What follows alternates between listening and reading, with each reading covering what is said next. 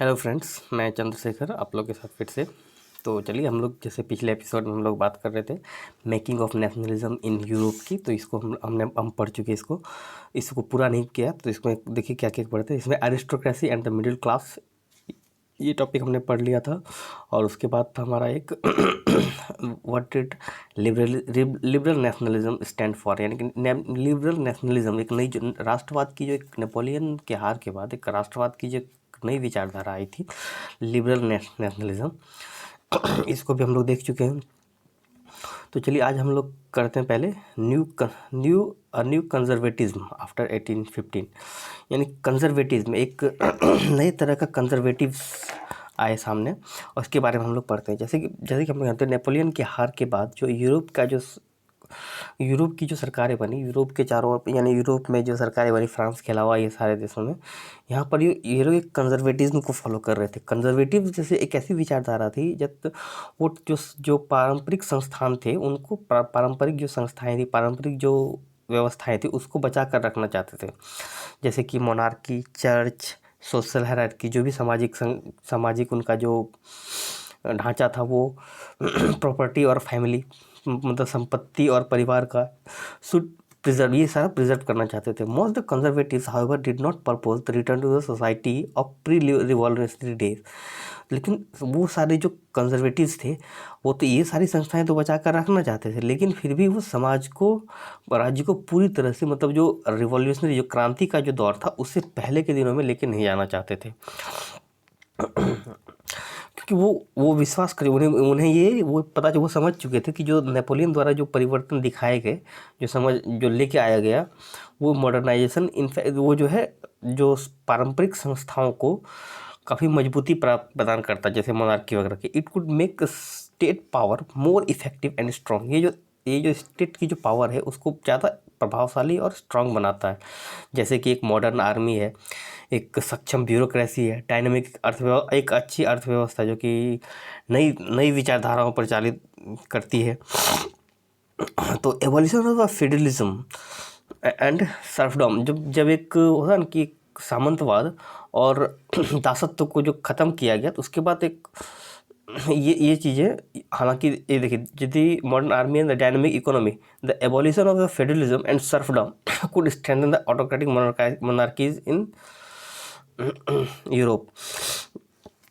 In 1815 representative of the European powers, जैसे देखिए 1815 में जो भी यूरोपियन पावर के जो रिप्रेजेंटेटिव थे, चाहे वो ब्रिटेन हो, रसिया हो, पर्सिया, ऑस्ट्रिया, जिन्होंने साथ मिलकर नेपोलियन को हराया था, ये सब वियना में मिले और एक सेटलमेंट बनाया यूरोप के लिए। The Congress was hosted by Austrian chancellor, जो कि ये जो सम्मेलन था, ये ऑस्ट्रिया के जो चांसलर थे, ड्यूक मेटरनिक, उनके द्वारा इसकी अध्यक्षता की गई। जो डेलीगेट्स था, वो एक ट्रीटी साइन किया गया, एक ट्रीटी उनके द्वारा एक संधि तैयार किया गया, संधि पत्र, Vienna 1815, to object the undoing the most changes that come about the Europe during the Napoleon war. Napoleon युद्ध के समय जो चेंजेस आए थे, जो समाज में बदलाव आया था, उसको बहुत सारी चीज़ों को बदलने के लिए। द बर्बन डायनेस्टी, जो फ्रांस में जो बुर्बो, या जैसे हिंदी में इसको बुर्बो मिलेगा, या फिर बर्बन इसको बोल सकते हैं, ये जो राजतंत्र था, ये इसको ख़त्म कर दिया गया था, लेकिन इसको दोबारा रिस्टोर किया गया, इसको पावर में। और फ्रांस में जो नेपोलियन के समय में जो इनको मिला था, जो शक्ति, वो सारा इनके हाथ से चला गया। A series of states were set up on the boundaries of the France के चारों ओर एक छोटे छोटे बहुत सारे राष्ट्र की स्थापना कर दी गई, ताकि निकट भविष्य में फ्रांस दोबारा अपनी विस्तारवादी नीति को नहीं अपना सके, अपना विस्तार नहीं कर सके।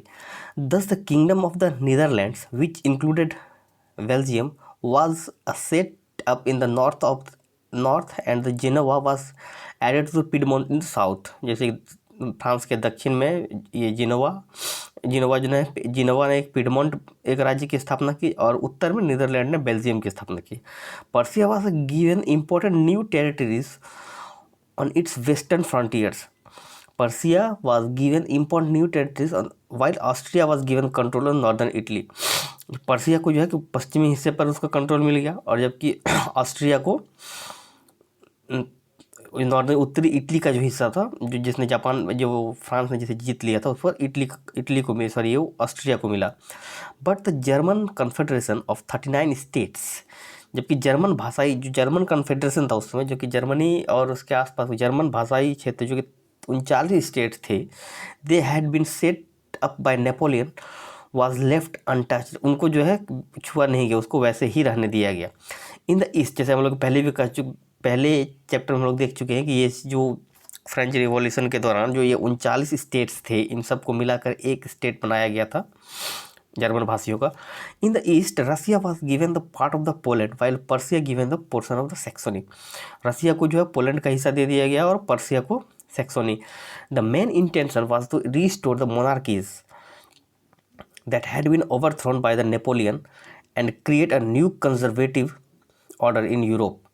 The main intention, जो उनका मुख्य लक्ष्य था, वो तो रीस्टोर द मोनार्कीज, जो कि वो मोनार्की जो था वो एक राजतंत्र था, उसको रीस्टोर करना, उस तरह की राजनीति जिसको कि और मतलब मोनार्की में एक ऐसी जहाँ पर कि एक मोनोआर्की यानी कि मोनार्की यानी कि होता है कि एक तरह का वो मतलब पहुंच जनता के कोई अधिकार नहीं होते, जबकि नेपोलियन ने उनको अधिकार दिए थे, राजतंत्र होते हुए भी जनता के पास वो अधिकार दिए, उनकी कोशिश की उनके उसको ख़त्म करके फिर से जो पुरानी मोनार्की थी उसको लाना चाह रहे थे, उसका interest. And create a conservative order in Europe, जो कि पूरी तरह से जो संरक्षणवादी, जो कि ये पहले का जो था कंजर्वेटिव यानी कि एक रूढ़िवादी व्यवस्था यूरोप में वो कायम करना चाहते थे।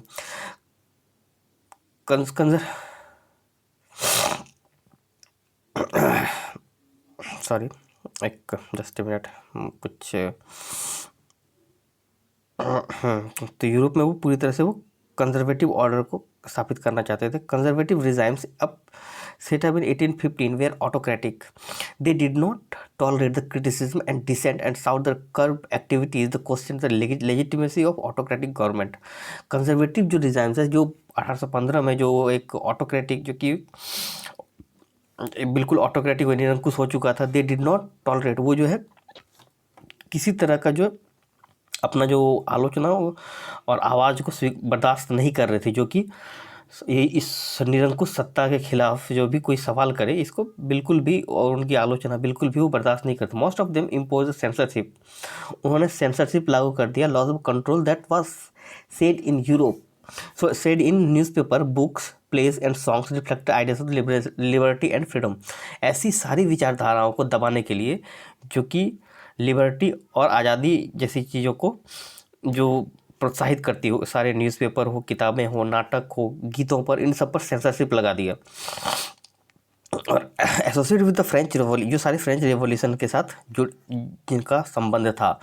The memory of the French revolution the nonetheless the continued the inspire liberals, लेकिन फ्रेंच रिवॉल्यूशन की जो यादें थी, फ्रांस की क्रांति की जो यादें थी, वो जो उदार राष्ट्रवादी थे या फिर जो रिवॉल्यूशनरीज थे, उनके दिमाग में ये स्मृति कभी ख़त्म नहीं हुई। One of the major issues taken up by the liberal nationalists who criticized the new conservative order was freedom of the press। उन समय जो सबसे ज़्यादा जो कि लिबरल नेशनलिस्ट थे, जो कि who criticized the new conservative order, जिन्होंने नई जो कंजर्वेटिव व्यवस्था थी उसका जो स्थापना किया, उसका जो सबसे एक महत्वपूर्ण जो मुद्दा था वो था फ्रीडम ऑफ प्रेस, प्रेस की स्वतंत्रता के सबसे बड़ा मुद्दा था उनका विरोध का, उनके तो अब इस दौरान जो कि एक रिवॉल्यूशनरीज थे, जो कि फ्रांस, ये तो एक था लिबरल्स हुए और उसके पीछे जो मोनार्की और रास्ता, लेकिन एक और वर्ग था वहाँ पर जो कि रिवॉल्यूशनरीज थे, जो कि बिल्कुल भी जो फ्रांस की जो क्रांति हुई थी, जो नेपोलियन वगैरह जो लेके आए थे, उसका बिल्कुल उसके जो कट्टर समर्थक थे, जो रिवॉल्यूशनरीज थे, उनका क्या हो, उनके बारे में बात करते हैं। ड्यूरिंग द ईयर तो following 1815 a fear of the repression drove many liberal idealist underground. ये जो एक था कि दबाव में जो 1800 डर के कारण ये सारे लिबरल जो नेशनलिस्ट अंडरग्राउंड हो गए। उन्होंने सीक्रेट संस्थाएं बनाई अपने, और यूरोप में स्टेट्स टू ट्रेंड रिवॉल्यूशनरी, जो कि नए रिवॉल्यूशनरीज जो कि इस विचारों में आ रहे थे, उनको ट्रेंड देने के लिए और अपने विचारों को उनको ट्रेंड करने के लिए और अपने विचारों को फैलाने के लिए। To be revolutionary at this time meant a commitment to oppose the monarchical forms that had been established after the Vienna Congress and fight for the liberty and freedom. आज इस दौर में जो था कि रिवॉल्यूशनरी होने का मतलब था कि एक कमिटमेंट था उनके बीच। तो ये जो मोनार्कियल फॉर्म था सरकार का, उसका विरोध करना, जो कि वियना कांग्रेस के बाद इसको स्थापित किया गया था, और आज़ादी के लिए लड़ना, आज़ादी के लिए, जनता की आज़ादी और अधिकारों के लिए लड़ना। Most of this revolutionaries also saw the creation of the nation states as a necessary part of इस struggle for freedom.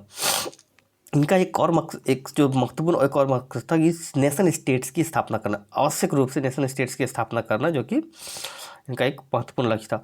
On such individual was the Italian revolutionaries Giuseppe Mazzini, born in Genova 1887। He become a member of secret society. एक जो है जेसुपी मैथ्सिनी, जो कि जेनोवा में 1807 में जन्म हुए। ही become a member of the secret society of the Carbonari as a young man of 24. He was sent into exile in 1813 attempting the revolution in Liguria। होता है कि इसको एक जब ये ज्वाइन किया तो इसको 1831 में इनको एक परित्याग समाज से बहिष्कृत कर दिया गया, क्योंकि इस सोसाइटी एक रिवॉल्यूशन ऑफ लिगोरिया के रिवॉल्यूशन के कारण। He subsequently founded the two more underground societies, first Young Italy in Marseilles and then the Young Europe in Bern। उन्होंने दो और सीक्रेट संस्थाओं की स्थापना की। एक था यंग इटली, जो कि मार्सिलीज में स्थापित किया, और एक यंग यूरोप, जो कि बर्न, जो स्विट्जरलैंड की राजधानी है। सॉरी, स्विट्जरलैंड की राजधानी नहीं है, कंफर्म नहीं है मैं, आई एम सॉरी। बर्न एक जर्मनी का एक शहर है। whose member were like-minded young men from Poland, France, Italy and German states। ये सारे जो थे उनके जो मेंबर थे वो एक तरह की विचारधारा के थे, जो लिबर्टी और फ्रीडम को सपोर्ट करने वाले लोग थे। ये लोग फ्रांस, इटली और जर्मन स्टेट्स के थे। Mazzini believe the God initiated the nation. उनके इस विशाल विश्वास था कि जो भगवान ईश्वर ने एक नेशन स्टेट्स जो है उसको एक मानवों के लिए एक आवश्यक चीज़ बनाया है, इस वो होना ही चाहिए, उसे स्थापित करना हमारा मकसद है, और ईश्वर हमें इन्हीं के लिए बनाया गया है। So Italy could not continue to be the patchwork of the small states and kingdom. तो इसीलिए इटली को छोटे छोटे किंगडम्स में बटा हुआ नहीं होना चाहिए। It had to be formed into single unified republic with in the wider alliance of the nation. इसको एक बड़ा एक राष्ट्र राज्य के रूप में स्थापित होना चाहिए, जो कि वहाँ पर छोटे छोटे किंगडम्स में वो डिवाइडेड थी। This unification alone could be the basis on the Italian liberty. The following is his model secret societies were set up in Germany, France and Switzerland and Poland. तो उसका जो मॉडल को follow करने के लिए जो बहुत सारे सीक्रेट सोसाइटीज़ हैं जर्मनी, फ्रांस, स्विट्जरलैंड और पोलैंड में बने। Mazzini relentless opposition to the monarchy and his vision of the democratic republics frightened the conservatives. Metternich described the dangerous economy of our social order। इसको एक तत्कालीन कुछ जो सत्ता के समर्थक विद्वान थे, उन्होंने इसको एक हमारे जो सामाजिक जो सोशल ऑर्डर है उसके लिए एक बहुत बड़ा शत्रु माना, इसको मैथिनी को, एक क्रांतिकारी विचारधारा के व्यक्ति को। तो चलिए आज के लिए इतना। हमारा जो मेकिंग ऑफ नेशनलिज्म था वो कंप्लीट हुआ। इसमें आगे हम देखते हैं नेक्स्ट हमारा होगा एज ऑफ रिवॉल्यूशन। हमारा जो नेक्स्ट चैप्टर इसमें है एज ऑफ रिवॉल्यूशन 1830 to 1848। तो मिलते हैं हम लोग नेक्स्ट एपिसोड में। तब तक के लिए इसको एक बार आप लोग अपने बुक से या फिर यहाँ से PDF डाउनलोड कर लीजिए, और यदि PDF नहीं मिल रहा हो तो बोलिए, मैं आपको अपना इसका PDF का लिंक भेज दूँगा, और इसको एक बार रीडिंग कीजिए। तब तक फिर मिलते हैं नेक्स्ट वीडियो में। तब तक के लिए थैंक यू।